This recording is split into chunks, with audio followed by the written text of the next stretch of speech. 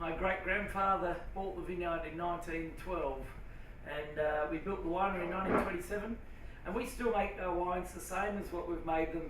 He set up a winery to be, little open fermenters, basket pressing and everything else, and so I'll tell you more about that as we get into the wine. But he was a director of Thomas Hardy and Sons as in Hardy's, and apparently he was a teetotaler, which I can't work out why you worked for a winery for 27 years and you're actually a teetotaler. He also started the #1 football club in McLaren in South Australia. Well, I might be a bit biased, but you know, footballers, I thought they drank, and also he was the biggest race stakes earner in South Australia from 1900 to 1912, and he sold all his horses to buy the property.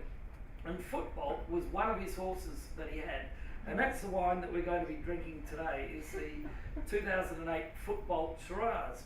I've got a little prop here, which is obviously a foot and a bolt, which is a toilet roll holder. And it doesn't mean that if you have too much of football, you have to run to the toilet. Well, no, actually, if you have too much, you might, but we've only got a little bit, you'll be right. Now, the vines that we use are all 40 to 130 years old, so very old vines, and very low yielding. The average yield of Darrenberg, all the grapes that we have, is 1.7 tonnes per acre. So they're very concentrated grapes. We haven't fertilised the vineyard for 15 years. We also haven't cultivated for 15 years. And we don't herbicide anymore either.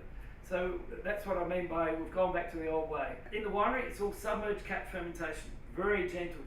No plunging, no pumping over. It's just sitting there for 5 days as it ferments. The CO2 trying to get out squashes the grapes, and the juice oozes out through the cap, gently, solvently extracting all the flavour. This is a very gentle technique. Then we basket press it when the tannins are exactly right, so taste it every day. And then it goes into the barrels to finish fermentation, and we leave it on the lees the whole time that it stays in there, which is for this wine up to 21 months. Basically, a barrel is oxidative. It's sucking in oxygen all the time, which is oxidising the wine.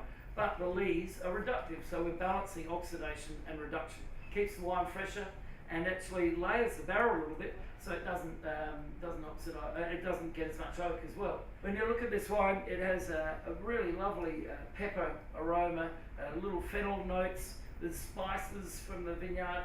I don't pick Shiraz overripe, so that it has beautiful flowery notes.